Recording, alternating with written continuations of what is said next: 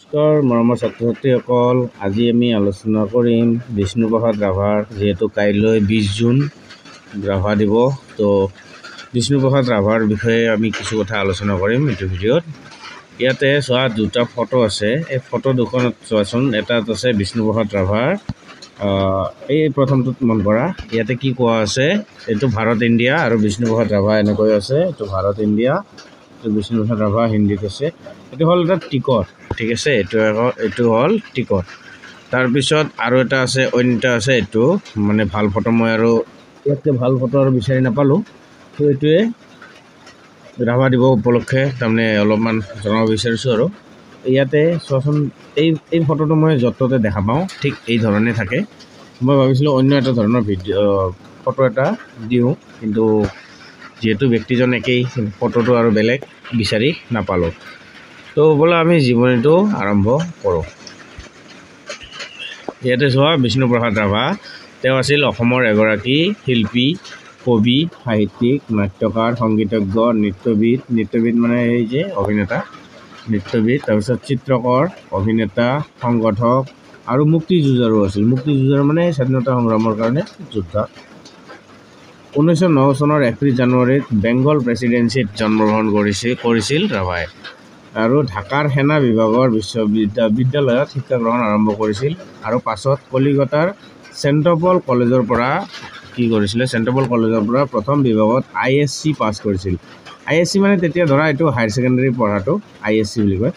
তো তেতিয়া দিনত ISC বুলি কৈছিলে, আজিকালিতো হায়াৰ ছেকেণ্ডেৰী কয়।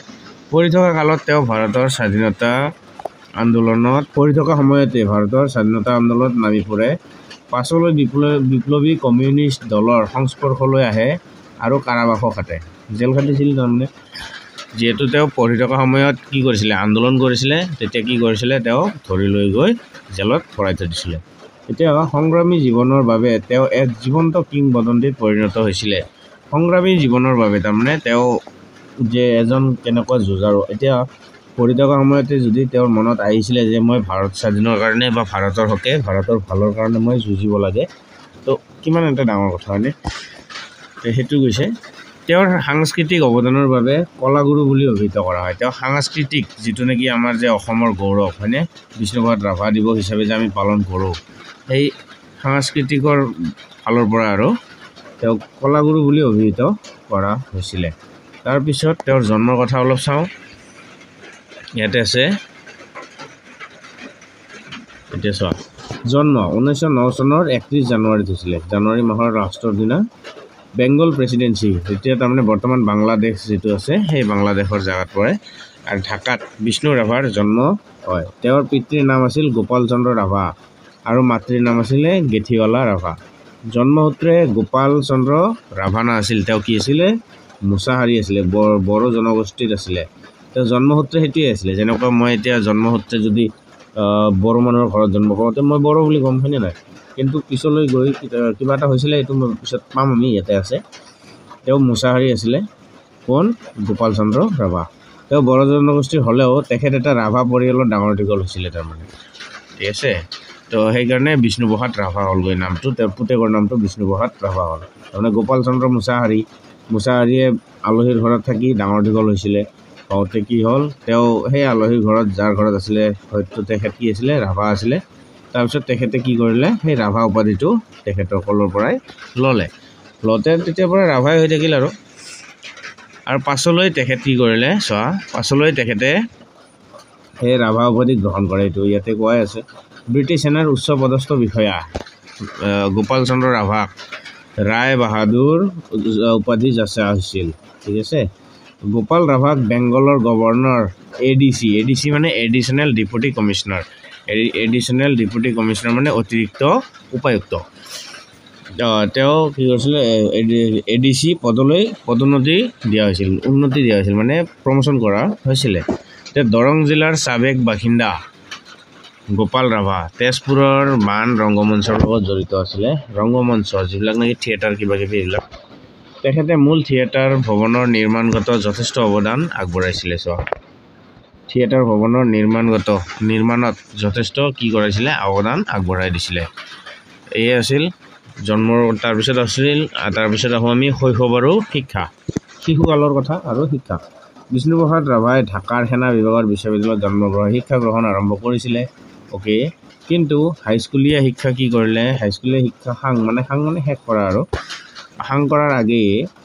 শেষ কৰাৰ আগেয়ে পিতৃৰ মৃত্যু হোৱাত বিষ্ণু ৰাভা তেজপুৰত সম্বন্ধীয় লোকৰ ঘৰত থাকিবলৈ লয় সম্বন্ধীয় মানে আলহীৰ ঘৰত থাকিবলৈ লয় তেজপুৰ চৰকাৰী উচ্চতৰ মাধ্যমিক বিদ্যালয়ৰ পৰাই 1926 চনত তেখেতে হাইস্কুল শিক্ষান্ত পৰীক্ষাত উত্তীৰ্ণ হয় আৰু এই পৰীক্ষাত তেওঁ সেই সময়ৰ অবিভক্ত দৰং জিলাৰ সকলো পৰীক্ষাৰ্থীৰ ভিতৰত সৰ্বোচ্চ নম্বৰ লাভ কৰাৰ বাবে কুইন এম্প্ৰেছ পদক লাভ কৰে তাৰমানে যিসকল পৰীক্ষাৰ্থী আছিলে সকলোতকৈ তেওঁ কি কৰিছিলে বেছি নম্বৰ আনিছিলে তাৰমানে প্ৰথম আহিছিল আৰু কলেজীয়া শিক্ষা গ্ৰহণৰ বাবে ৰাভা কলিকতালৈ যায় আৰু 1928 চনত তেওঁ চেণ্ট পল কলেজৰ পৰা প্ৰথম বিভাগত ISC পাছ কৰে ISC পাছ কৰা মানে মই অলপ আগতে কৈ আহিলোঁ হায়াৰ ছেকেণ্ডেৰী পাছ কৰাটোৰ কথা কয় আৰু বৰ্তমান হায়াৰ ছেকেণ্ডেৰী গৈছিলে তেতিয়া ISC বুলি কৈছিলে ভাৰতৰ স্বাধীনতা আন্দোলনত সহযোগ কৰাৰ অপৰাধত তেতিয়া চোৱা ভাৰতৰ স্বাধীনতা আন্দোলনত সহযোগ কৰিছিল বাবে তেওঁ কি কৰিলে চেণ্ট পল কলেজৰ পৰা বহিষ্কাৰ কৰি দিলে উলিয়াই দিলে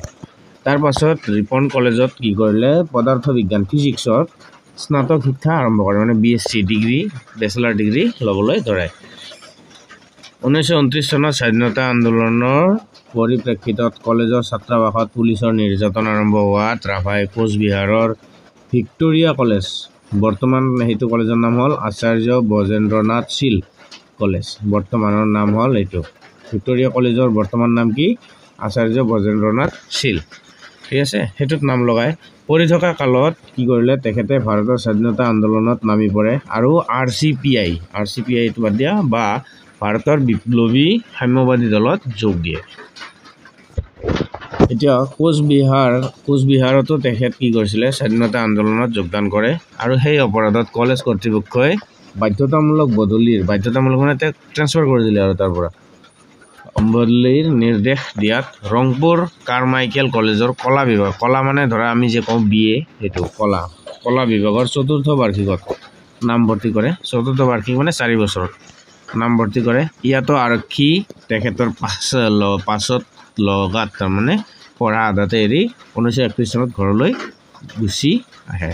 ঘূৰি আহে আৰু তাৰমানে তেওঁ যিহেতু স্বাধীনতা সংগ্ৰামত কি কৰিছিলে যোগদান কৰিছিলে তো তাৰ পিছফালে কি কৰিছিলে পুলিচ পৰি আছিলে যে ক'ত যায় সেইটো আৰু য'তে যায় তাতে পুলিচ তেওঁক বিচাৰি উলিয়াই গৈ এতিয়া সংগ্ৰামী আৰু সাংস্কৃতিক জীৱনৰ কিছু কথা চোৱা ৰংপুৰ কলেজত পঢ়ি থকা কালতে ৰাভাই কি কৰিছিলে মাধৱ চন্দ্ৰ বেজবৰুৱাৰ দ্বাৰা সম্পাদিত বাহী আলোচনীৰ চিত্ৰলেখা বিভাগটো পৰিচালনা কৰিছিল আৰু আৱাহন আলোচনীত প্ৰবন্ধ পাতি লিখা মেলা কৰিছিলে এইটো প্ৰবন্ধ পাতি এইবিলাক লিখা মেলা কৰিছিল আৰু তাৰপিছত বিষ্ণুপ্ৰসাদ ৰাভা ৰচিত সংগীত শ্ৰী শংকৰদেৱৰ গায়ন নামৰ প্ৰবন্ধটো এটা সময়ত বৌদ্ধিক সমাজত বহু জনপ্ৰিয় হৈ পৰিছিলে আৰু সেই প্ৰবন্ধটো আৱাহন আলোচনীত প্ৰকাশ পাইছিলে কোনটো এই শংকৰদেৱৰ যে গায়ন নামৰ প্ৰবন্ধটো লিখিছিলে সেইটো বহুত জনপ্ৰিয় হৈছিলে আৰু প্ৰবন্ধটো আৱাহন আলোচনীত প্ৰকাশ পাইছিলে ভিক্টোৰিয়া কলেজৰ 21 বছৰ বয়সীয়া ছাত্ৰ ভিক্টোৰিয়া কলেজৰ পৰা যেতিয়া উলিয়ালে তেতিয়া তেওঁৰ বয়স কিমান আছিল 21 বছৰ সেই তেতিয়া 21 বছৰৰ ছাত্ৰ বিষ্ণুপ্ৰসাদ ৰাভা ভাৰতৰ স্বাধীনতা আন্দোলনত জঁপিয়াই পৰিছিলে আৰু ব্ৰিটিছ শাসনৰ বিৰুদ্ধে কবিতা লিখি আঁৰি দিছিল মানে ব্ৰিটিছে যেতিয়া শাসন কৰি আছিলে এই সিহঁতৰ বিৰুদ্ধে তাৰমানে কবিতা লিখি কি কৰিছিলে আলাই দিছিলে আৰু কবিতাটি এনেধৰণৰ আছিল আৰু কবিতাটি কি আছিলে যে এইটো চোৱা ৰাজ্যে আছে দুইটি পাঠা একটি কালো একটি সাদা ৰাজ্যেৰ যদি মংগল চাওঁ দুইটি পাঠাই বলি দাও এতিয়া মোৰ সুৰটো মিলা নাই সুৰটো হ'লে কেনেকৈ ক'বা ৰাজ্যে আছে দুইটি পাঠা একটি কালো একটি সাদা ৰাজ্যেৰ যদি মংগল চাওঁ দুইটি পাঠাই বলি দাও তাৰমানে কি কৈছে ৰাজ্যত দুটা পাঠা আছে এটা হ'ল কলা এটা হ'ল বগা অ'কে ৰাজ্যৰ যদি তুমি সেই দেশখনৰ ভাল বিচৰা আৰু সেই দুটাকে কি কৰিব লাগিব শেষ কৰিব লাগিব বলি দিব মানে শেষ কৰাৰ কথা কৈছে ইয়াতে বলি মানে সেই কাটি শেষ কৰাৰ কথা কোৱা নাই ইয়াতে সিহঁতক মানে কি কৈছে যে বলি দিয়া মানে সেইটোৱে কৈছে যে সিহঁতক নোহোৱা কৰিব লাগে আৰু ইয়াৰ পৰা খেদিব লাগে সেয়াই আৰু বা মাৰি শেষ কৰিব লাগে যিটো ভাবা আৰু এতিয়া তেওঁৰ কি আছিলে চোৱা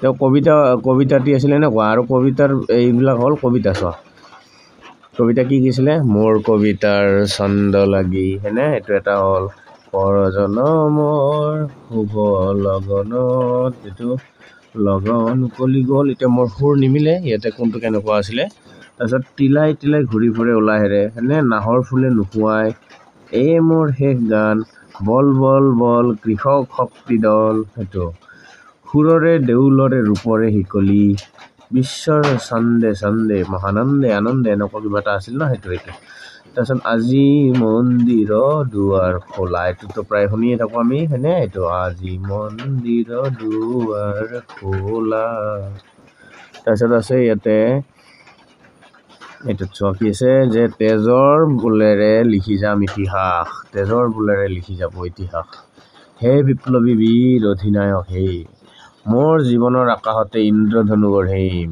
আজি আজলি ছোৱালী নানা ফুল তুলি অ'কে আজলি ছোৱালী নানা ফুল তুলি বিলতে হালিছে ধুনীয়া পদুমী হয়নে বিলতে হালিছে ধুনীয়া পদুমী ফুলনিত ফুলিছে ফুল আছে নহয় এনেকুৱা গুৰু মোৰ শংকৰ তৰিবৰ কিনো উপায় এইটো হৈছে নিচলা আইৰে আমি খাটি অসমীয়া চোৱা এই গানটো আজিকালি বহুত কম শুনা যায় এইটো হৈছে নিচলা আইৰে আমি খাটি অসমীয়া এইটো এনেকুৱা ধৰণৰ এটা গান আছিলে এতিয়াও আছে তোমালোকে চাৰ্চ কৰিলে পাবা তাৰপিছত কাষতে কলচি লৈ সেইটো এটা আছে সখী সেই কি কমে দুখৰে কথা এইটো সখী কৈছে যে এই দুখৰ কথা কিনো কম তাৰপিছত উটি যা ৰূপালী নাওখনৰ কথা হৈছে উটি যা অসমীয়া ডেকা দল ইত্যাদি সেইবিলাক হ'ল তেওঁৰ কবিতা তো ব'লা আমি আৰু আগলৈ চাওঁ কি কৈছে সেইটো 1935 চনত চোৱা 1935 চনত কোন আছিলে জ্যোতিপ্ৰসাদ আগৰৱালাৰ জয়মতী হয়নে জয়মতী এখন নাটক আছিলে কথাছবিত নৃত্য পৰিচালনাত সহযোগ কৰে কোনে আমাৰ বিষ্ণুপ্ৰসাদ ৰাভাই জ্যোতিপ্ৰসাদৰ লগ লাগি 1935 পৰা 37 চনত ৰাভাই জয়মতী আৰু সুনীত কুঁৱৰী নাটকৰ বাণীবদ্ধ ৰূপ প্ৰস্তুত কৰিছিলে তাৰপিছত কি কৰিছিলে 1931 চনত বিষ্ণুপ্ৰসাদ ৰাভাই কলিকতাৰ ভৱানীপুৰত মণি ৰায় নামৰ এজন কি কৰিলে ব্যক্তিৰ সহযোগত এগ্ৰ পিকচাৰ্ছ কৰ্পৰেশ্যন নামেৰে এটা বোলছবি কি কৰিলে নিৰ্মাণ সংস্থা প্ৰতিষ্ঠা কৰিছিল যদিও সেই সংস্থাৰ মাধ্যমেৰে কোনো কি নহ'ল বোলছবি নিৰ্মাণ কৰা তেওঁৰ বাবে সম্ভৱপৰ নহ'ল আৰু স্বাধীনতা সংগ্ৰামীও নাছিল জানো সেইকাৰণে সম্ভৱপৰ হৈ নুঠিলে আৰু 1939 চনত কাশী হিন্দু বিশ্ববিদ্যালয়ৰ আমন্ত্ৰণ ক্ৰমে বাৰাণসীত কি কৰিলে তাণ্ডৱ নৃত্য প্ৰদৰ্শন কৰি খ্যাতি অৰ্জন কৰে তেওঁৰ তাণ্ডৱ নৃত্য চোৱা মহাদেৱৰ যে আছে নহয় ভোলানাথৰ তাণ্ডৱ নৃত্য ঠিক তেনেকুৱা ধৰণৰ আৰু তাণ্ডৱ নৃত্য প্ৰদৰ্শন কৰিলে আৰু খ্যাতি অৰ্জন কৰে ইয়াতে সৰ্বপল্লী ৰাধাকৃষ্ণনে তেখেতক কলাগুৰু উপাধি প্ৰদান কৰে কলাৰ গুৰু আৰু মানে যিখিনি কলা আছে তেওঁৰ কলা কৃষ্টি সেইখিনিত গুৰু সেইকাৰণে তাৰ নাম হৈছিলে কলাগুৰু ইয়াতে কাক কৈছে সৰ্বপল্লী ৰাধাকৃষ্ণনে তেখেতক কলাগুৰু দিয়া বুলি কথাটো উল্লেখ কৰিছে কিন্তু 1945 চনৰ শেষৰ ফালে বিষ্ণু ৰাভা ভাৰতৰ বিপ্লৱী কমিউনিষ্ট দলৰ সংস্পৰ্শলৈ আহে আৰু 1946 চনত কি কৰিলে অলপমান 1946 চনত কি হ'ল চিৰাজ বোলছবিৰ কামত কলিকতালৈ যোৱাৰ সময়তে সেই দলৰ নেতা সৌমেন্দ্ৰনাথ ঠাকুৰক লগ পায় আৰু দলৰ সক্ৰিয় সদস্য হয় 1948 চনত বিপ্লৱী কমিউনিষ্ট দলক নিষিদ্ধ ঘোষণা কৰা হয় 48 চনত বিপ্লৱী কমিউনিষ্ট দলক কি কৰিলে বেন কৰি দিলে আৰু বন্ধ কৰি দিলে আৰু 48 চনৰ পৰা 52 চনলৈ ৰাভাই আত্মগোপন কৰি মানে আণ্ডাৰগ্ৰাউণ্ড হৈ থাকে আৰু আজিকালি চিনেমাবিলাক দেখাই নহয় কিছুমান ভিলেনে কাৰোবাক মাৰ্ডাৰ কৰি দিলে হয়নে হৈ বুলি তাৰপিছত কি কয় আৰু এটা কোনোবাই কয় তোক পুলিচে বিচাৰিছে তই কি হৈ যা আণ্ডাৰগ্ৰাউণ্ড হৈ যা হয়নে নাই সেনেকুৱা আৰু তাৰমানে ইয়াতে কি কৈছিলে তেওঁ আণ্ডাৰগ্ৰাউণ্ড হৈ আছিল মানে গোপনে আছিল আৰু দেখা দিয়া নাছিল দেখিলে তেওঁক ধৰিব নহয় সেই সময়ৰ বিষ্ণুৰাম মেধিৰ চৰকাৰ আছিল আৰু তেতিয়া 1948 পৰা 52 চনলৈ তেখেতৰ মূৰৰ দাম 10,000 টকা ঘোষণা কৰিছিলে বিষ্ণুপ্ৰসাদ ৰাভাক যোনে বিচাৰি উলিয়াই দিব তেতিয়া বিষ্ণুৰাম মেধিৰ চৰকাৰে কি কৰিছিলে যে মূৰৰ দাম 10,000 টকা ঘোষণা কৰিছিল মানে বিষ্ণুপ্ৰসাদ ৰাভাক যোনে উলিয়াই আনি দিব তেওঁক কিমান টকা দিব 10,000 টকাৰে পুৰস্কৃত কৰিব আৰু এতিয়া ধৰা তোমাৰ ওচৰত কোনোবা এজন আছে সেইজনক এতিয়া পুলিচে কৈছে যে সেই ব্যক্তিজনক যোনে উলিয়াই আনি দিব তেওঁক মই এতিয়া কি দিম আজি এতিয়া ধৰাচোন তোমাক 10 লাখ টকা দিম তো তুমি কি কৰিবা ধৰাই দিবা হয়নে নাই তেতিয়াওতো আৰু সেনেকুৱাই আছিলে লোভিয়া আছিলে মানুহবোৰ তুমি আৰু এতিয়া 10 লাখ টকা পালে আৰু ধৰাই নিদিবা নেকি দিবা তুমি তো আৰু এইটো নাচাবা ন তেওঁ কি কৰি আছে হয়নে নাই তো ইয়াতে এইটো হৈছিলে 1952 চনত পূৰ্বৰ অবিভক্ত গোৱালপাৰা জিলাৰ কি হৈছিলে গোৱালপাৰা জিলাৰ বৰ্তমানে তাৰমানে কোকৰাঝাৰ জিলাৰ দুতমা ৰাজহ চক্ৰৰ ঘিলাগুৰি গাঁৱত ৰাজহ চক্ৰ চাৰ্কেল অফিচৰ ঘিলাগুৰি গাঁৱত সপত্নীক গ্ৰেপ্তাৰ কৰা সপত্নী মানে তেওঁৰ ঘৈণীয়েৰো আছিল আৰু এবছৰৰ বাবে জেললৈ যায় ঘৈণীয়েকৰ সৈতে 1 বছৰলৈ জেললৈ গুচি গ'ল ক'ত 1952 চনত পূৰ্বৰ অবিভক্ত গোৱালপাৰা জিলাৰ তাৰমানে বৰ্তমান এতিয়া ক'ত আছে কোকৰাঝাৰ জিলাৰ দুতমা ৰাজহ চক্ৰৰ ঘিলাগুৰি গাঁৱত তেওঁক গ্ৰেপ্তাৰ কৰিছিলে তাৰপিছত বিষ্ণুপ্ৰসাদ ৰাভা কি হৈছিলে সংস্কৃতিৰ বিভিন্ন ক্ষেত্ৰৰ লগত জড়িত আছিল মানে সংস্কৃতিৰ যিবিলাক আমাৰ সংস্কৃতি আছে ভাৰতীয় সংস্কৃতি অসমৰ সংস্কৃতি এইবিলাকৰ লগত জড়িত আছিলে সংগীত কৰিছিলে নৃত্য কৰিছিলে চিত্ৰকলা কৰিছিলে আৰু অভিনয়ৰ উপৰিও সংগীত পৰিচালক হিচাপেও আৰু কথাছবি পৰিচালনা হিচাপেও কাম কৰি গৈছিলে তেখেতে তো ইয়াতে আহোঁ আমি এতিয়া সংগীতৰ কথা হয়নে নাই এতিয়া ৰাভাই বহুতো কালজয়ী গীত ৰচনা কৰি থৈ গৈছে কালজয়ী কালক জয় কৰা গীত তো ৰাভাৰ দ্বাৰা ৰচিত মুঠতে 137টা গীত পোৱা যায় বিষ্ণুপ্ৰসাদ ৰাভা ৰচনা কৰা সম্ভাৰ চোৱা 138টা গীত বিষ্ণুপ্ৰসাদ ৰাভা ৰচনা সম্ভাৰ সন্নিৱিষ্ট হৈ আছে কিন্তু গীতসমূহত কি আছিলে প্ৰেম আছিলে প্ৰকৃতি আছিলে ঐতিহ্য আছিলে সৰ্বহাৰৰ মুক্তিকামী বিপ্লৱী ভাৱ আদি বিভিন্ন ধৰণৰ বিষয়বস্তু আছিলে এইবিলাক তেওঁৰ যিবিলাক গীত আছিলে তাতে কি আছিলে প্ৰেম আছিলে সৰি প্ৰেম প্ৰকৃতি ঐতিহ্য সৰ্বহাৰৰ কি আছিলে মুক্তিকামী বিপ্লৱী ভাৱ আছিলে সেইকাৰণে মুক্তিকামী বিপ্লৱী ভাৱ মানে কি তোমাৰ মুক্তিযোদ্ধা যুঁজাৰু সেইটো ভাৱ আছিলে তাৰমানে তুমি গানটো শুনিলে মোৰ কি হ'ব তুমি যদি গানটো শুনো তেওঁৰ গানটো ভালদৰে যদি তুমি বুজিলৈ এতিয়াও শুনো তুমি যদি তাৰ মিনিংবোৰ বুজিবলৈ চেষ্টা কৰা মানেবোৰ বুজিবলৈ চেষ্টা কৰা তোমাৰ গাৰ যদি যিটো নোম আছে এনে থাকিব সেইটো হিয়ৰি উঠিব গাৰ তেজ গৰম হৈ যাব মই কেতিয়াবা এনেকুৱা শুনিলে মোৰ কি হৈ যায় গাটো অট'মেটিক গৰমত ঘামিবলৈ থাকে তো মই ভাবোঁ তোমালোকৰ সেইটো হ'বই যিহেতু তুমি এজন ভাৰতীয় হয়নে নাই তাৰপিছত চোৱা এতিয়া তাৰপিছত ইয়াতে কি কোৱা আছে সেইবোৰতো হৈ গ'ল তাৰপিছত কিছু সংখ্যক শিশু উপযোগীও গীত আছে শিশুৰ কাৰণে আৰু ৰাভাৰ জনপ্ৰিয় গীতসমূহৰ ভিতৰত কি আছে যে ভিতৰতো গীত আছে উল্লেখনীয় যে জ্যোতিপ্ৰসাদ আগৰৱালাৰ নাটক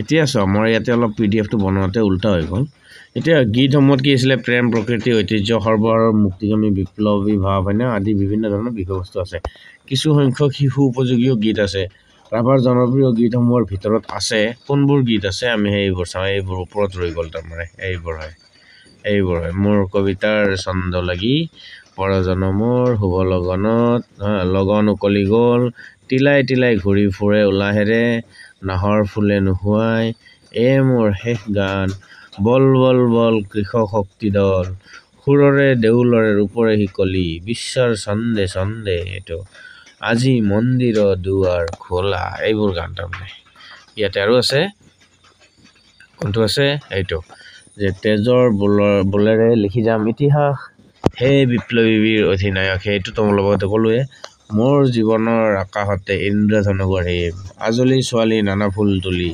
বিলতে হালিছে ধুনীয়া পদুমী তাৰপিছত আৰু আছে ইয়াতে গুৰু মোৰ শংকৰ তৰিবোৰ কিনো উপায় তাৰপিছত আৰু আছে এইটো হ'ল নিচলা আইৰে আমি খাটি অসমীয়া কাষতি কলচী লৈ সখী হে কি কমে দুখৰে কথা উটি যা ৰূপালী নাও অসমীয়া ডেকা দল ইত্যাদি এইবোৰ হয় এইটো তাৰমানে অলপ বনাওঁতে কি হ'ল এইটো উল্টা হৈ গ'ল তাৰমানে এতিয়া কি ক'ম আৰু উল্টা হৈ গৈছে এইটো বনাব লাগিব কাৰেকশ্যন কৰিব লাগিব অ'কে এইখিনি হৈ গ'ল তাৰপিছত কি আছে এইটো উল্লেখনীয় যে জ্যোতিপ্ৰসাদ আগৰৱালাৰ নাটক কাৰেঙৰ লিগিৰিত কি কৰিছিলে ৰাভাদেৱে মোৰে জীৱনৰে সখা কৃষ্ণ মোৰে জীৱনৰে সখা কোন কৃষ্ণ এই শীৰ্ষক গীতটি প্ৰাণ ঢালি গাইছিলে তাৰমানে এনেকুৱাকৈ গাইছিল আৰু প্ৰাণ ঢালি দিছিলে আৰু গাওঁতে এতিয়া যিটো নেকি হৃদয়ৰ পৰা কথা ওলাই যায় সেইটোক প্ৰাণ ঢলা বুলি কয় ন। তাৰপিছত কি হৈছিলে তেখেতৰ ৰচিত আৰু সুৰাৰূপিত গানৰ বিশেষত্বৰ বাবে তেখেতে লেখা গীতবোৰ বিষ্ণু ৰাভা সংগীত হিচাপে পৰিচিত। তেখেতে ৰচিত আৰু সুৰাৰূপিত মানে যিবোৰ গানত তেওঁ সুৰ দিছিলে আৰু তেখেতে সেই গানৰ বিশেষত্বৰ বাবে বিশেষত্ব আছে বহুত আছে হয়নে নাই, তেখেতে লেখা গীতবোৰ বিষ্ণু ৰাভা সংগীত হিচাপে পৰিচিত হ'ল। তাৰপিছত এতিয়া নৃত্যশিল্পীলৈ আহোঁ অলপমান। নৃত্যশিল্পী চোৱা আছে মানে শেষ নহয় তেওঁৰ জীৱনী, তেখেতৰ জীৱনী যেতিয়া আমি ক'বলৈ যাওঁ শেষ নহয়, কিন্তু কি কৰিম আৰু আমি শ্বৰ্টকাট অলপ কৰিব লাগে। এতিয়া নৃত্যশিল্পী 1928 চনত কলিকতাত পঢ়ি থকা কালত তাৰমানে কি কৰিলে, ৰাছিয়াৰ বিখ্যাত বেলে নৰ্তকী আনা পাভলোভাৰ নৃত্য দেখি কি আছিলে নৰ্তকী আনা পাভলোভাৰ নৃত্য দেখি নাচ দেখি অনুপ্ৰাণিত হৈছিলে আৰু নৃত্যকলা সম্পৰ্কে তেওঁ দিয়া উপদেশৰ পৰা প্ৰভাৱিতও হৈছিল। তাৰপিছত কি কৰিলে, কলেজ এৰাৰ পাছত তেওঁ কিছুদিন বৰপেটাত থাকিল। বৰপেটাত থাকোঁতে তাৰপিছত তাতে তেওঁ সত্ৰীয়া নৃত্যশৈলী আয়ত্ত কৰিলে মানে অৰ্জন কৰিলে, শিকিলে।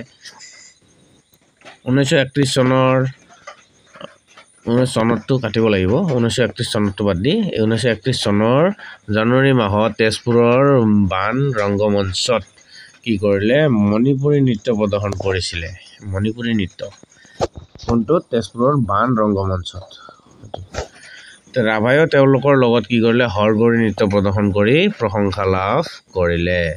অসমৰ জনজাতীয় নৃত্যৰ পৰা আৰম্ভ কৰি দাক্ষিণাত্য মানে আমি এতিয়া চাউথ ইণ্ডিয়ান কওঁ নহয়, সেই যে কেৰেলা কৰ্ণাটক তামিলনাডু সেইবিলাক যে কওঁ সেইটো, তো এই দাক্ষিণাত্যৰ বিভিন্ন প্ৰাচীন নৃত্য মূৰ্তিৰ ভগ্নাৱশেষলৈকে কি কৰিলে, অধ্যয়ন কৰি নৃত্যৰ বিভিন্ন মুদ্ৰা আৰু শৈলী সংগ্ৰহ কৰিলে। মানে তেওঁ এইবোৰ জানিবলৈ ধৰিলে, পঢ়িবলৈ ধৰিলে, জানিবৰ ইচ্ছা কৰিলে, ঠিক আছে, সেইবোৰ নৃত্যও কৰিলে আৰু এইবোৰৰ স্কেচ আদিও আঁকে। স্কেচ মানে ধৰা তুমি এতিয়া ধৰা মই এতিয়া যদি ছোৱালী বা ল'ৰা এজনৰ যদি আকৌ মতো ভাল নহ'ব ইয়াতে মই জানোৱে, তো ইয়াতে এনেকৈ কি কৰিম মই এইটো বস্তু বনাম হয়নে, তো ইয়াতে মোৰ এইটো ইমান এটা ঠিক হোৱা নাই, ডাইৰেক্ট জাষ্ট এইটো হাঁহি আছে এইটো বস্তু বনাই দিলে হৈ গ'ল, এইটো এটা ইমজি আৰু হয়নে, তো এইটো এটা জোকছ। এইটো চোৱা তেখেতে কি কৰিছিলে, এইবিলাক কৰিছিলে, স্কেচ আদিও আঁকিছিলে। স্কেচ মানে ধৰা এটা ছবি দেখা পালোঁ, সেইটো মই আঁকিবলৈ ধৰিলোঁ, এইটো স্কেচ বনোৱা বুলি কয়। 1940 চনত প্ৰাচীন কামৰূপী নৃত্য সংঘৰ লগত জড়িত হৈ তেওঁ কি কৰিলে, বিভিন্ন ঠাইৰ লগতে শ্বিলঙত নৃত্য প্ৰদৰ্শন কৰি সকলোকে মুগ্ধ কৰিলে। বৰ্তমান শ্বিলং আছে নহয় আমাৰ ইয়াতে, মানে অসমত নাই কিন্তু আমাৰ উত্তৰ পূৰ্বাঞ্চলতে আছে। 1941 চনত কি হৈছিলে, ৰোহিণী বৰুৱাৰ মনোমতী বোলছবিত নৃত্য পৰিচালনাৰ বাবে কাম কৰে।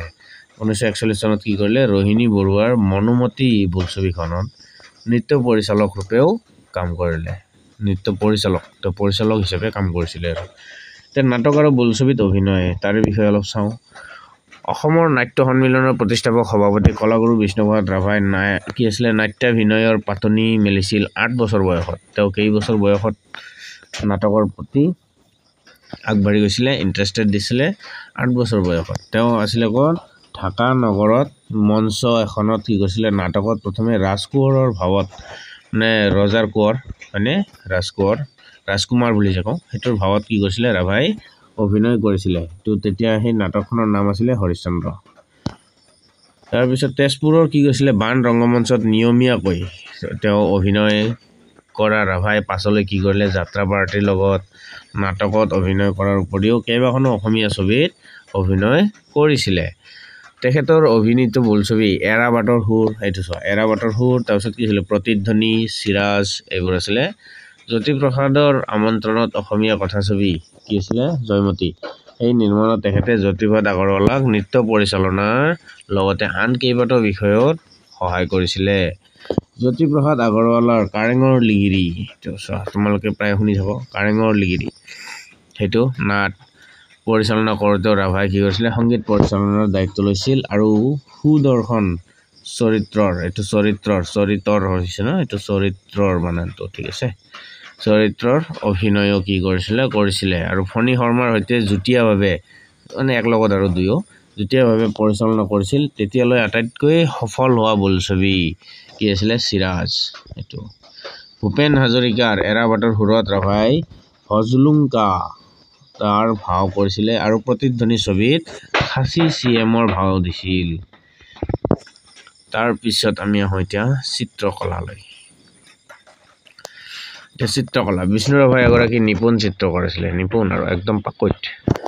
তেওঁ বৰপেটা শ্ৰীমন্ত শংকৰদেৱৰ আৰু শংকৰ মাধৱৰ যিটো যুগল ছবি আছিলে সেইটো যুগল ছবি এইটো আঁকি 3টা ৰঙত ছপাই কি কৰিছিলে, 3টা ৰঙত আঁকিছিলে। তাৰপিছত ৰাইজৰ মাজত বিতৰণ কৰিছিলে, ভগাই দিছিলে। এতিয়া ৰাভাৰ ৰচনাৱলীৰ পৰিশিষ্টত কি কৰিছিলে, 19খন ছবিৰ আলোকচিত্ৰ সংযোজিত হৈছিলে। ৰাভাই শংকৰদেৱৰ 3খন ছবি অংকন কৰিছিলে। ৰাভাই কি কৰিছিলে, 3খন ছবি অংকন কৰিছিলে শংকৰদেৱৰ। তাৰপিছত এখন আছিলে 1935 চনত, এখন আছিলে 1940 চনত আৰু আনখন আঁকিছিল 1945 চনত। ইয়াৰে 1940 চনত যিটো অংকিত কৰিছিল সেই ছবিখন কি হৈছিলে, বেছি সমাদিত আছিলে, বেছি আকৰ্ষণীয় আছিলে। শংকৰ মাধৱৰ যুগল ছবিখন কি কৰিছিলে, 1935 চনত আঁকা। ৰাভাই অংকন কৰা আন ছবিসমূহৰ ভিতৰত আছে চিত্ৰলেখা, এইটো কিমানত 1935 চনত, নটৰাজ 1937 চন, স্নান এ বাথিং লেডি, এইটো অসমীয়াত ক'লে অলপ বেয়া শুনি, ইংৰাজী এইটো সেইকাৰণে ইংৰাজীত দিছে এ বাথিং লেডি, আৰু ইয়াতে অসমীয়াত কি আছে স্নান 1933 চনত। শকুন্তলা 1939 চনত। গৰমৰ দিনৰ তিৰোতা, গৰমৰ দিন আহে ঠাণ্ডাৰ দিন আহে নহয় জানো, এতিয়া তেওঁ লিখিছিলে গৰমৰ দিনৰ তিৰোতা 1940 চনত লিখিছিলে। বড়োসকলৰ বিবাহ সমদল 1944 চনত লিখিছিলে। ভূমিকম্প 1950 চনত। গাঁৱৰ প্ৰাকৃতিক দৃশ্য 1965 চনত আদি।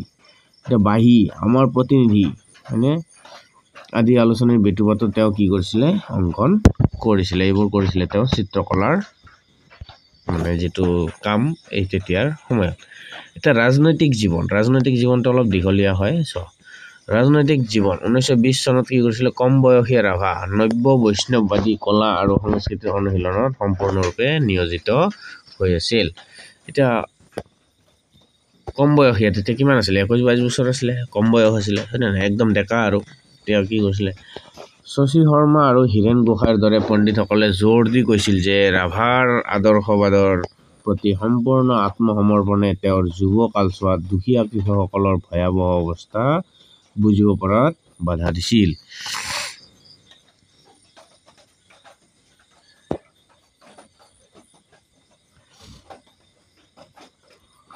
তাৰপিছত মুক্তি সংগ্ৰামৰ সময়ত দৰিদ্ৰ কৃষক আৰু শ্ৰমিকৰ প্ৰতি জাতীয়তাবাদী নেতাসকলৰ অনীহা আৰু ৰাছিয়াৰ অক্টোবৰ বিপ্লৱৰ দ্বাৰা প্ৰভাৱিত হোৱাৰ পাছত ক্ৰমান্বয়ে কমিউনিষ্ট মতাদৰ্শৰ প্ৰতি ৰাভা আকৰ্ষিত হয় আৰু 1946 চনত তেওঁ আনুষ্ঠানিকভাৱে ভাৰতীয় বিপ্লৱী কমিউনিষ্ট পাৰ্টিৰ সদস্য হয়। 20 বছৰ জেল, 20 বছৰ, 20 বছৰ, আজিকালি কুৰি বুলি নকয়ে, একুৰি, 2 কুৰি কৈছিলে 20 টকা, নহয় 1 কোটি টকা 20 টকা, মানে 1 বছৰ 20 বছৰ জেল। তাৰপিছত সোণপাহি কৃষক বনুৱা পঞ্চায়তৰ দৰে তেওঁৰ অসংখ্য ৰচনা, উপন্যাস আৰু নাটকত কমিউনিষ্ট মতাদৰ্শৰ প্ৰতি থকা গভীৰ আস্থা প্ৰতিফলিত হয়। তাৰপিছত কি হৈছে, হেমাংগ বিশ্বাসে তেওঁৰ এটা প্ৰবন্ধত লিখিছে যে মাৰ্ক্সবাদী দলনিনবাদী মতাদৰ্শই সামান্য অস্থিৰ বিষ্ণু ৰাভাক স্থিতিশীলতা আৰু গভীৰ ৰাজনৈতিক প্ৰত্যয়ৰ এগৰাকী ব্যক্তিলৈ ৰূপান্তৰিত কৰিছিলে। এতিয়া ইয়াতে কি কৈছে যে হেমাংগ বিশ্বাসে তেওঁৰ এটা প্ৰবন্ধত কি লিখিছে যে মাৰ্ক্সবাদী যিটো দলনিনবাদী মতাদৰ্শই সামান্য অলপমান অস্থিৰতা আৰু বিষ্ণু ৰাভাক স্থিতিশীলতা অলপমান কি কৰি দিলে, অস্থিৰৰ পৰা স্থিৰতা আনি দিলে আৰু গভীৰ ৰাজনৈতিক প্ৰত্যয়ৰ এগৰাকী ব্যক্তিলৈ ৰূপান্তৰিত কৰাই দিলে। তাৰপিছত ৰাভাই কি কৰিলে, ঐতিহাসিকভাৱে নিপীড়িত শ্ৰেণীটোৰ জাগৰণৰ দিশত সম্পূৰ্ণৰূপে নিজকে নিয়োজিত কৰি অঞ্চলটোৰ প্ৰতিটো চুক কোণ ভ্ৰমণ কৰি গৃহহীন জীৱন যাপন কৰিবলৈ আৰম্ভ কৰে। গৃহহীন মানে ঘৰ বাৰী নোহোৱা, সেইটো গৃহহীন জীৱন, কিছু অঘৰীৰ দৰে। অঞ্চলটোৰ প্ৰতিটো চুক কোণ ভ্ৰমণ কৰিবলৈ ধৰিলে, চুক কোণ মানে সকলো ঠাইতে ভ্ৰমণ কৰিছিলে আৰু গৃহহীন জীৱন যাপন কৰিবলৈ আৰম্ভ কৰে। যাৰ ঘৰ বাৰী নাই তেওঁ কি কৰে, য'তে শুবলৈ ঠাই বিচাৰি ফুৰে হয়নে। আৰু এতিয়া মই ঘৰত আছোঁ কাৰণে মই ঘৰত থাকিম, এতিয়া বাহিৰত গ'লে মইতো ক'ৰবাত থাকিম হয়নে নাই, টকা পইচা নাথাকিলে বা টকা পইচা টান থাকিলে মই কি কৰিম, এতিয়া বাহিৰত থাকিম। ঠিক তেনেকুৱা এতিয়া মই হ'লো যাযাবৰ এটা আছে নহয় ভূপেন হাজৰিকাৰ গান, এইটো গানটো শুনিবাচোন কেনে লাগে। পিছত মোক জনাবা এতিয়া সাম্যবাদত ৰাভাই সেইসকল দুখীয়া অসমীয়া কৃষকৰ মুক্তিৰ পথ দেখিছিল যিসকলে নিজৰ সামন্তৰ দ্বাৰা অহৰহ অত্যাচাৰৰ বলি হৈছিল আৰু জাতীয়তাবাদী নেতাসকলে পৰিত্যাগ কৰিছিল তেওঁ নিশ্চিত আছিল যে কিহৰ কাৰণে নিশ্চিত আছিল যে ভাৰতীয় বুৰ্জোৱা শ্ৰেণীয়ে আকাংক্ষা কৰা স্বাধীনতা প্ৰকৃত স্বাধীনতা নহয় যি দৰিদ্ৰ আৰু নিপীড়িতসকলক সম্পূৰ্ণ মুক্তিৰ কি কৰিছিল দিশত আগুৱাই লৈ যাব পীড়িত কৰা মানে কষ্টদায়ক কষ্ট ভোগা হয়নে নিপীড়িত কৰা দৰিদ্ৰ আৰু নিপীড়িতসকলক সম্পূৰ্ণ মুক্তিৰ দিশত আগুৱাই লৈ যাব সেয়ে 47 চনৰ 15 আগষ্টত যেতিয়া ভাৰতে ব্ৰিটিছৰ পৰা স্বাধীনতা লাভ কৰিছিলে তেতিয়া বিষ্ণু ৰাভাৰ নেতৃত্বত কি কৰিছিলে এটা সমদলে কলা পতাকা লৈয়ে কি কৰিছিলে আজাদী ঝুঠা হে सिर्फ চামৰা কা বদল এইটো চোৱা ইয়াতে কথা এটা কৈছে কি কৰিছিলে যে 1947 চনৰ 15 আগষ্টত যেতিয়া কি কৰিছিলে ভাৰতে ব্ৰিটিছৰ পৰা স্বাধীনতা লাভ কৰিছিল তেতিয়া বিষ্ণু ৰাভাৰ নেতৃত্বত এটা সমদলে কলা পতাকা কি কৰিছিলে লৈছিলে তাৰপিছত লৈ কি কৰিছিলে যে ইয়ে আজাদী ঝুঠা হে মিছা তাৰমানে এইটো আজাদী মিছলীয়া सिर्फ চামৰা কা বদল চামৰা মানে মাত্ৰ চামৰাৰ হে বদলীকৰণ হৈছিলে ইয়াতে কথাটো চোৱা কিমান ডাঙৰ কথা কৈছে এটা হয়নে ইয়ে আজাদী ঝুঠা হে सिर्फ চামৰা কা বদল এই স্বাধীনতা তাৰমানে মিছা কেৱল ছালৰহে পৰিৱৰ্তন বুলি কৈছে মানে বগা চামৰা যাব কলা চামৰা আহিব এইটোৱে সেই বুলি কি কৰিছিলে চিঞৰিছিল আনকি যেতিয়া অসম চৰকাৰে কমিউনিষ্ট বিপ্লৱীক কঠোৰ হাতেৰে দমন কৰিবলৈ আৰম্ভ কৰিছিল তেতিয়াও ৰাভাই প্ৰায় 5 বছৰ ধৰি নিৰ্বাসনত থাকি নিজৰ বিপ্লৱী কৰ্তব্য পালন কৰিছিলে তাৰপিছত অৱশেষত কি কৰিছিলে 1952 চনত কোকৰাঝাৰত ধৰা পৰে আৰু তেওঁক কাৰাগাৰলৈ প্ৰেৰণ কৰা হয় 1955 চনত ৰাভাই ভাৰতীয় কমিউনিষ্ট দলত যোগ দিয়ে আৰু এই দলৰ প্ৰাৰ্থী ৰূপে 1957 চনত বৰপেটা সমষ্টিৰ পৰা বিধানসভাৰ নিৰ্বাচনত প্ৰতিদ্বন্দ্বিতা কৰে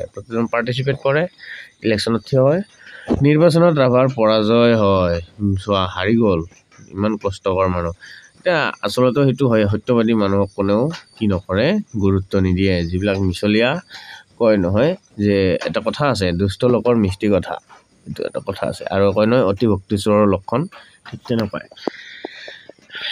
তাৰপিছত চোৱা 1962 চনত ভাৰত চীন যুদ্ধৰ সময়ত কি কৰিলে চীনাপন্থী বুলি ৰাভাক আকৌ বন্দী কৰা হয় চোৱা ভাৰতৰ চীনৰ মাজত যুদ্ধ হ'ল 1962 চনত কিন্তু বিষ্ণু ৰাভাৰনো কি দোষ আছিল তেওঁ এজন ভাৰতীয় আছিলে কি কৰিলে চীনাপন্থী বুলি ৰাভাক কি কৰিলে আকৌ বন্দী কৰি দিলে আৰু 9 মাহৰ বাবে জেললৈ পঠোৱা হৈ গ'ল চোৱা এনেই লৈ গ'ল আৰু 9 মাহৰ কাৰণে জেলত ভৰাই দিলে এতিয়া 1947 চনত তেজপুৰৰ পৰা নিৰ্দলীয় প্ৰাৰ্থী হিচাপে বিধানসভা নিৰ্বাচনত কি কৰে প্ৰতিদ্বন্দ্বিতা কৰি জয়লাভ কৰে 67 চনত চোৱা তেজপুৰৰ পৰা কি কৰিলে নিৰ্দলীয় প্ৰাৰ্থী হিচাপে বিধানসভা নিৰ্বাচনত তেওঁ থিয় হ'ল আৰু জয়লাভ কৰিলে এতিয়া 68 চনত কোকৰাঝাৰৰ সমষ্টিৰ পৰা কি কৰিলে 68 চনত কোকৰাঝাৰ সমষ্টিৰ পৰা লোকসভাৰ নিৰ্দলীয় প্ৰাৰ্থী ৰূপে থিয় হয় যদিও পৰাজয় বৰণ কৰে চোৱা তেওঁক মানুহে সাপোৰ্ট কি কৰিছিল তেওঁ অথচ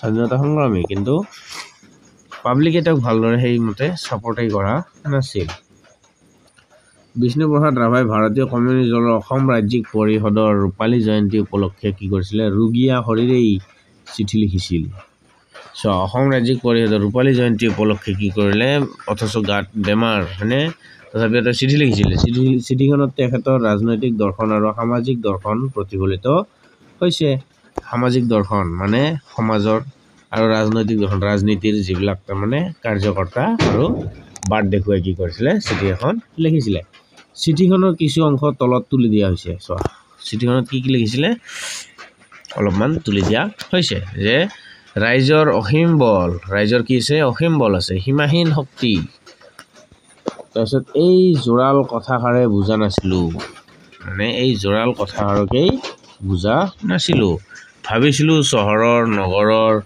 ভেমপুৰীয়াসকলেই দেশৰ সমাজৰ আৰু ৰাইজৰ নেতা দৰাচলতে অসমৰ সীমামূৰীয়া ঠাইত যেতিয়া দ্বিতীয় মহাসমৰৰ কামান গৰজি উঠিল সৌমাৰৰ সীমান্ত অঞ্চলত জাপানৰ জাকে জাকে উৰাজাহাজ আহি ডেউকা মেলি আকাশ চানি পেলালে আৰু সীমান্ত ভূমিত জয়াল জাপানী বোমাৰ বিস্ফোৰণ হ'ল। বিস্ফোৰণ কৰিলে, ব্লাষ্টিং কৰালে। তেতিয়া মোৰ মনত কোটিকলীয়া অসমৰ লাখ লাখ বছৰীয়া সংস্কৃতি আৰু সভ্যতা জানোচা জাপানী আগ্নেয়াস্ত্ৰৰ দাৱানলত পৰি আগ্নেয়াস্ত্ৰৰ সন্মুখত পৰি পুৰি ছাই হৈ যায়। এই চিন্তাই মোৰ হিয়া খুলি খুলি খাইছিল। অসমীয়া কৃষ্টি সংস্কৃতি আৰু সভ্যতাৰ সঁচাকৈয়ে যিসকল ধাৰক আৰু বাহক, সেইসকলৰ পৰা যদি মই অসমীয়া সংস্কৃতি আৰু সভ্যতাৰ কিছু ধৰি ৰাখিব পাৰোঁ, তেন্তে মোৰ টোপোলাটো হয়তো অসমীয়া ৰাইজৰ কাৰণে কিছু সমল থাকিব পাৰে আৰু ধ্বংসৰ মাজতো অসমীয়া কৃষ্টি সংস্কৃতি বাচিব পাৰে। এনে বলিষ্ঠ সংকল্প প্ৰাণত লৈয়ে অসমীয়া ৰাইজৰ মাজত জঁপিয়াই পৰোঁ। এইখিনি হ'ল চিঠিত লিখা কথা। আৰু আছে, তাৰপিছত কি কৈছে, ৰাইজেই গণদেৱতা, হয়নে নাই? গণদেৱতা হয়। এই গণদেৱতাৰ অতীত হিয়াত কিমান দয়া, কিমান কৃপা, অথচ সেই প্ৰাণৰো প্ৰাণ কিমান অজেয় আৰু তাক জয় কৰিব নোৱাৰা। এই ৰাইজৰ হিয়া কোহৰ পৰা কৃষ্টি অমৃতৰ সুৰৰ টোপালবোৰ বুটলি আনি মই মোৰ নিজৰ মনত কোহত ভৰাই লওঁ।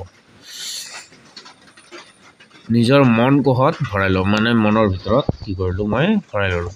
সেই মন কোহত ৰস ভৰা মৌচাক সাজি তাৰ পৰা নিগৰি ওলোৱা যিটো ৰসৰ টোপালবোৰ বিলাই নিবলৈ ধৰোঁ। যিসকল অসমীয়াৰ প্ৰাণস্বৰূপ, যিসকল অসমীয়া সংস্কৃতিৰ ধাৰক আৰু বাহক, সেইসকলক হালোৱা, হজুৱা, কনুৱা, তলমজলীয়া ৰাইজৰ ক্লিষ্ট, শোষিত, দলিত, নিষ্পেষিত আৰু নিপীড়িত এই ৰাইজৰে দুখত সমমুখী হৈ ৰাইজৰ হিয়াৰ মৰম চেনেহৰ অথাই সাগৰৰ পানীত নাদুৰি সাঁতুৰি উমলি ফুৰিছিলোঁ।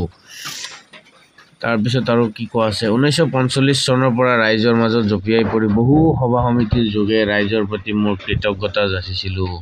তেতিয়াৰ পৰাই ভাৰতৰ বিপ্লৱী সাম্যবাদী দলৰ লগত সংশ্লিষ্ট থাকি মাৰ্ক্সীয় দৰ্শন, মাৰ্ক্সীয় অৰ্থনীতি, দ্বন্দ্ববাদৰ লগত পৰিচিত হৈ লেনিনবাদৰ সম্যক জ্ঞানৰ উপলব্ধিৰ আশাত, প্ৰকৃত কমিউনিষ্ট হোৱাৰ আশাত, ৰাইজৰ হিয়াৰ আমঠু, ৰাইজৰ প্ৰাণৰ লগৰী আৰু ৰাইজৰ লগত একেলগে মিলিজুলি ৰাইজক মাৰ্ক্সীয় দৰ্শনৰ প্ৰতি উদ্বুদ্ধ কৰাৰ কাৰণে নিজৰ সকলো শক্তি নিয়োগ কৰোঁ।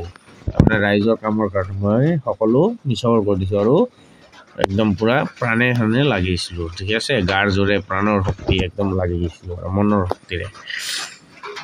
1946 চনৰ শেষৰ ফালে প্ৰসিদ্ধ অসমীয়া বোলছবি চিৰাজৰ পৰিচালনাৰ একাংশত অসমৰ বাহিৰত ব্যস্ত থকাত সেই কাম প্ৰায় 10 মাহৰ পিছত সমাধা কৰি স্বাধীনতাৰ পাছত অসমলৈ আহি দলীয় ৰাজনীতিত ব্যস্ত থাকি সভাই সমিতিয়ে ঘূৰি ফুৰোঁতে কংগ্ৰেছ চৰকাৰৰ হেন চকুত পৰি অজ্ঞাতবাসৰ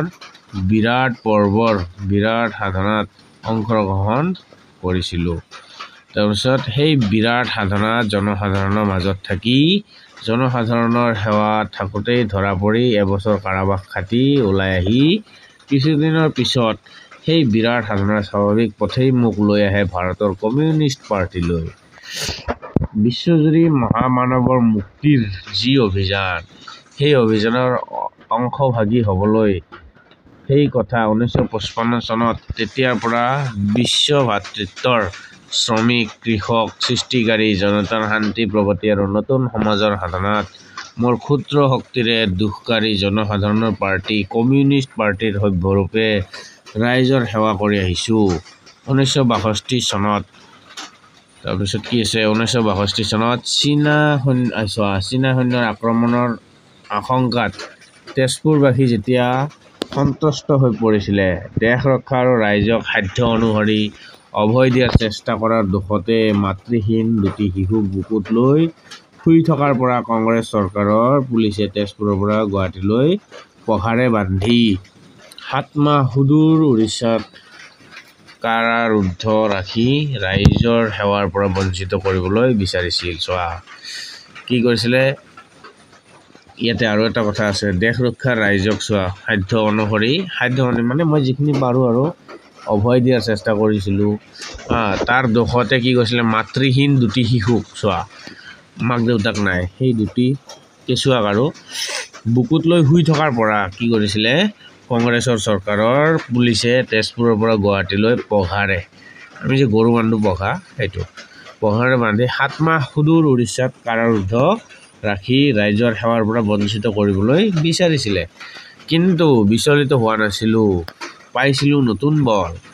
মানে য'তেই যাওঁ তাৰ পৰা নতুন কিবা নহয় কিবা এটা আয়ত্ত কৰা হয় আৰু সেইটোৱে কৈছে। মই আজি ৰোগসজ্জাত মানে মই আজি বেমাৰত আছোঁ। মোৰ মনত অসীম প্ৰেৰণা যোগোৱা পাৰ্টি আৰু জনসাধাৰণৰ পৰা মই আঁতৰত থাকিব লগা হৈছোঁ। তথাপি মোৰ মন সদায় ৰাইজৰ মাজত। যি আদৰ্শৰ সাধনাত জীৱনৰ সকলো সমৰ্থ আগবঢ়াইছিলোঁ, সেই আদৰ্শৰ পাৰ্টিৰ অসমত ৰূপালী জয়ন্তী উপলক্ষে ৰোগসজ্জাৰ পৰাই অভিনন্দন জনাইছোঁ। ৰোগসজ্জা মানে ৰোগত আক্ৰান্ত হৈ থকা আৰু। এতিয়া চোৱা, ব্যক্তিগত জীৱনত আহোঁ। এতিয়া ৰাজহুৱা জীৱনত গেল, হয়নে, ৰাজনৈতিক জীৱন গেল। এতিয়া ব্যক্তিগত জীৱন কি হৈছে, বিষ্ণুপ্ৰসাদ ৰাভাই 1937 চনৰ 24 নৱেম্বৰত যোৰহাটৰ সুগায়িকা মানে ভাল গায়িকা আৰু কোনোৱে গায়িকা আহি আছে, সেইটো প্ৰিয়লতা দত্তৰ লগত বিবাহ পাশত আবদ্ধ হয় যদিও মাত্ৰ 28 দিন সংসাৰ পতাৰ পিছতে 1937 চনৰ 22 ডিচেম্বৰত প্ৰিয়লতা দত্তৰ মৃত্যু হয়। পত্নী শোকত বিভল হৈ ৰাভাই লিখিছিলে, পত্নী শোকত চোৱা, পত্নী মৰি গৈছে, তাৰ এটা শোক নাছে জানো, সেই শোকত কি কৰিছিলে, পৰজন্ম এটা গান লিখিছিলে, পৰজন্মৰ শুভ লগন যদিহে আমাৰ হয় দেখা। মোৰ সুৰটো মিলা নাই, তো সুৰটো নিমিলে ক্ষমা কৰিব এইটো। পুৰাবানে প্ৰিয়ে এই জনমৰ মোৰ হিয়াৰ অপূৰ্ণ আশা। চোৱা, তাৰমানে কৈছে পৰজনমত, পিছৰ জনমত যদিহে আমাৰ হয় দেখা, পুৰাবানে প্ৰিয়ে, সেই প্ৰিয়ে তুমি পুৰাই দিবানে, পূৰণ কৰিবানে এই জনমৰ যিটো মোৰ হিয়াৰ অপূৰ্ণ আশা আছিলে, তাৰমানে পূৰ্ণ নোহোৱা আশা, সেইটো মোক সেই জনমত পুৰাই দিবানে বুলি কৈছে। তাৰপিছত চোৱা, তাৰপিছতে বিষ্ণুপ্ৰসাদ ৰাভা নিৰুপমা দেৱীৰ সান্নিধ্যলৈ আহে। ইয়াতে মই এটা কথা ক'বলৈ যাওঁ, চোৱা, এইটো পৰজনমৰ শুভ লগনত যে কথাটো কৈছে, মানে পুৰাবানে প্ৰিয়ে এই জনমৰ মোৰ হিয়াৰ অপূৰ্ণ আশা। আজিকালিৰ যিবিলাক তাৰমানে ধৰা ডেকা গাভৰু উঠি আহি আছে, অলপমান কি কৈ দিছোঁ আৰু, সেই ডেকা গাভৰু চোৱা, কোনো যাতে দুখ নধৰে আৰু, এই ডেকা গাভৰু কি হয়, প্ৰেম কৰিব, প্ৰেম কৰি যেতিয়া ব্ৰেকআপ হ'ব ন, এতিয়া ধৰা এৰা এৰি হ'ব, তেতিয়া সিহঁতৰ মনত তাৰমানে কি আহে, এনেকুৱা ধৰণৰ কিছুমান কি আহে, কবিতা আহে, গান আহে। কিন্তু এনেহ'লে কোনেও নিলিখে, এনেহ'লে কোনেও নাজানে, ঠিক আছে। ইয়াতে বিষ্ণু ৰাভাৰতো পত্নী যেতিয়া ঘৈণীয়েৰে মৰি গ'ল, তেতিয়া তেওঁৰো মানে মনত কেনেকুৱা এটা আঘাত পাব লাগে। এতিয়া যিসকলৰ ধৰা এৰা এৰি হৈছে ভাল পোৱাৰ মাজত, কিবাৰ মাজত, তো সিহঁতে বুজি পাব বস্তুটো, হয়নে নাই। তো এইটো এটা মানে কি, বাস্তৱ জীৱনৰ যেতিয়া বৰ্তমান যিটো চলি আছে সেইটোৰ বিষয়ে লগত ক'বলৈ গৈছোঁ আৰু, তো কোনেও যাতে ভুল দুখ নধৰে আৰু, ঠিক আছে। তাৰপিছতে কি হ'ল, বিষ্ণুপ্ৰসাদ ৰাভা চোৱা নিৰুপমা দেৱীৰ সান্নিধ্যলৈ আহে। কাৰ নিৰুপমা দেৱীৰ, হয়নে। অৱশ্যে নিৰুপমা দেৱীৰ লগত বিষ্ণু ৰাভাই আনুষ্ঠানিকভাৱে বিবাহ পাশত বহা নাছিল, তাৰমানে ৰাজহুৱাকৈ বিয়া কৰোৱা নাছিল। 1950 চনত বিষ্ণু ৰাভাই নলবাৰীৰ বেলচৰৰ নবীন চন্দ্ৰ মেধিৰ কন্যা কনকলতা মেধিক বিবাহ কৰায়। কনকলতা মেধিৰ ফালৰ পৰা বিষ্ণু ৰাভা 2টি পুত্ৰ সন্তানো পায়। সেইটো কি আছিলে, পৃথ্বীৰাজ ৰাভা, তাৰ নাম থুনথুন, আৰু হেমৰাজ ৰাভা, মুনমুন, এই দুজনৰ নাম আছিলে আৰু তেওঁলোকৰ পিতৃ হয়। 1962 চনৰ 4 জানুৱাৰীত ৰাভাৰ, চোৱা, 1962 চনৰ 4 জানুৱাৰীত ৰাভাৰ পত্নী কনকলতাৰ আসাম মেডিকেল কলেজ যিটো নেকি আছে, দুৰাৰোগ্য ৰোগত মৃত্যু হয় সেই কলেজত। কনকলতাৰ মৃত্যুৰ পিছত কি কৰিলে, বিষ্ণু ৰাভাই বৰ্তমানৰ কোকৰাঝাৰ জিলাৰ গোসাইগাঁও অঞ্চলৰ বিখ্যাত ভাওৰাগুৰি গাঁৱৰ, এই গাঁওখনৰ নাম ভাওৰাগুৰি গাঁৱৰ মোহিনীবালা বসুমতাৰীক বিয়া কৰায়। মোহিনীবালা বসুমতাৰীৰ ফালৰ পৰা বিষ্ণু ৰাভা 2টি সন্তানৰ পিতৃ হয়, আৰু এই 2টি সন্তানৰ এগৰাকী আছিল কন্যা, যিটো নেকি জন্ম হৈয়েই মৃত্যু হৈ গ'ল, আৰু এজন পুত্ৰ আছিলে, সেই পুত্ৰ সন্তানৰ নাম আছিলে মেণ্ডেলা ৰাভা। তাৰপিছত চোৱা ইয়াতে কি আছে, স্বামী ৰাভাদেৱৰ মৃত্যুৰ পিছত এতিয়া মেণ্ডেলা ৰাভাৰ জন্ম হ'ল। তাৰপিছত কি হ'ল, স্বামী ৰাভাদেৱ, স্বামীটো যদি তুমি বাদ দিয়া, ৰাভাদেৱৰ মৃত্যুৰ পাছতো মোহিনীবালা বসুমতাৰীয়ে নিজকে সমাজৰ লগত অনেক অন্যান্য কাৰ্যসূচীৰ লগত জড়িত কৰি জীৱন যাপন কৰি ৰাভা পৰিয়ালৰ দায়িত্বভাৰ ল'লে। তাৰপিছত ইয়াতে চোৱা মৃত্যু আৰু সাহিত্যপঞ্জী অলপমান আছে। সাহিত্যপঞ্জীত ইমান এটা ক'ব লগা নাই, এইখিনি অলপমান আছে জাষ্ট। তাৰপিছত ইয়াতে কি আছে, মৃত্যু চোৱা, মৃত্যু কি হৈছিলে, কৰ্কট ৰোগত ভোগাৰ কাৰণে তেওঁৰ মৃত্যু হৈছিলে। তেওঁ মৃত্যু 1969 চনৰ 20 জুন তাৰিখে ৰাতি 2:25 মানে 2:30 বজা নাই, 2:25 তেজপুৰত ৰাভাদেৱে মৃত্যু সাৱটি লয়। পাকস্থলীত হোৱা কৰ্কট ৰোগত ভুগি তেখেতৰ মৃত্যু হয়। তেখেতৰ মৃত্যু কিহৰ কাৰণে হৈছিলে, কৰ্কট ৰোগত ভোগাৰ কাৰণে হৈছিলে। এতিয়া সাহিত্যপঞ্জীৰ বিষয়ে আহোঁ অলপমান। সাহিত্যপঞ্জী যে বিষ্ণুপ্ৰসাদ ৰাভাই সংগীত কবিতা ৰচনা কৰাৰ লগতে গল্প, উপন্যাস আৰু অসমীয়া সমাজ সংস্কৃতি সেইবিলাক বিষয়ত কি কৰিলে, প্ৰবন্ধ কৰিলে, পুথি ৰচনা কৰিলে। তেওঁ বৃহত্তৰ অসমৰ পৰিকল্পনা নামৰ এলানি প্ৰবন্ধ 1930 চনৰ পৰা একে লেঠাৰিয়ে বাঁহীত প্ৰকাশ পাইছিলে। ক'ত পাইছিলে, বাঁহীত।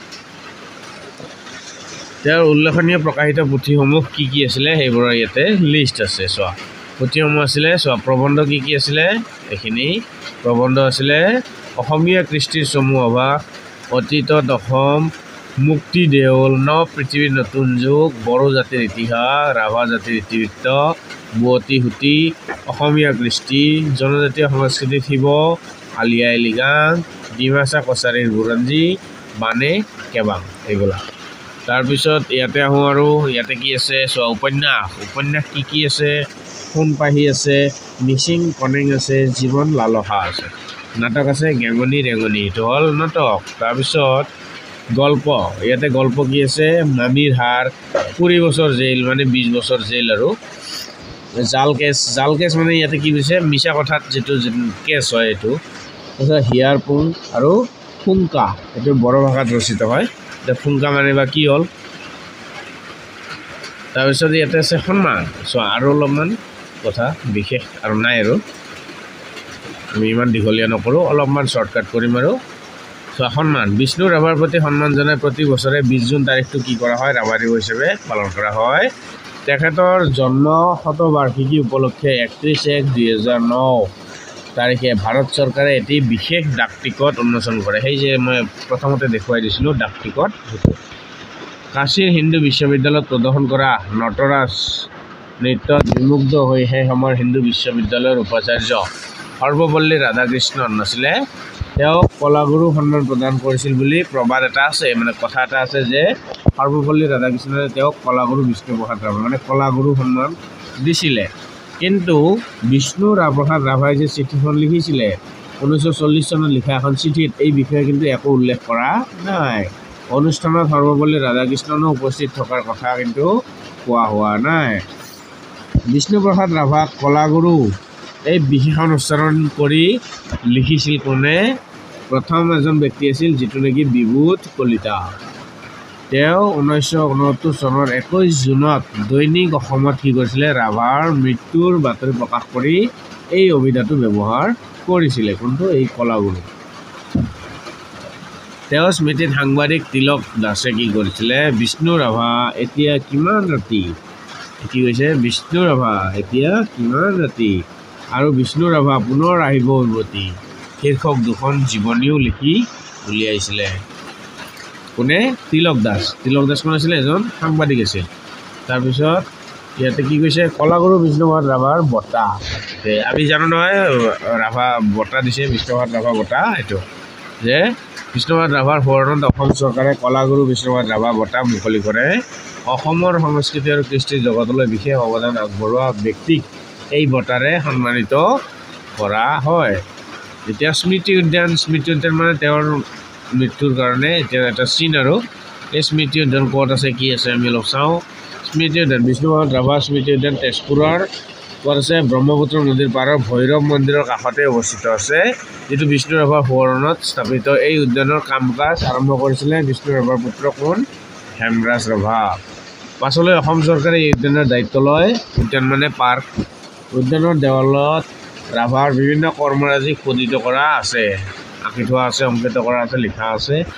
এই উদ্যানৰ ভিতৰতে ৰাভাৰ সমাধি অৱস্থিত আছে। এতিয়া বিষ্ণুপ্ৰসাদ ৰাভা বিষয়ক গ্ৰন্থৰ তালিকা, এইবোৰ বাৰু মই এতিয়া ক'বলৈ নাযাওঁ, এইবোৰ ইয়াতে আছে এনেকুৱা ধৰণৰ, কোনে কি কি লিখিছিলে এইবোৰ লিখা আছে। ঠিক আছে, এইটো ডাক টিকট, আকৌ এবাৰ দেখাই দিছোঁ, এইটো হ'ল ডাক টিকট। আৰু এইজন হ'ল আমাৰ সেই মহান ব্যক্তিজন বিষ্ণুপ্ৰসাদ ৰাভা। ইয়াতে যদি ৰাভাৰ বিষয়ে কিবা ক'বলৈ যাতে ভুল ত্ৰুটি কিবা হৈছে, ৰাইজে যাতে ক্ষমা কৰি দিয়ে আৰু ভুল ত্ৰুটিবোৰ শুধৰাই দিবলৈ আহ্বান থাকিল। যাতে কিবা ভুল ত্ৰুটি হৈ থাকে যদি আপোনালোকে কি কৰি দিব, কাৰেকশ্যন কৰাই দিব, যাতে মই পিছলৈ আৰু অলপ ভালদৰে সেই আমাৰ মহান ব্যক্তিগৰাকীৰ বিষয়ে জানিব পাৰোঁ। তো মই যিখিনি পাৰোঁ মোৰ ফালৰ পৰা মই দিবলৈ চেষ্টা কৰিছোঁ। আশা কৰোঁ তোমালোকে বা আপোনালোকে চাই বা দেখি ভাল পাব বুলি আশা থাকিল।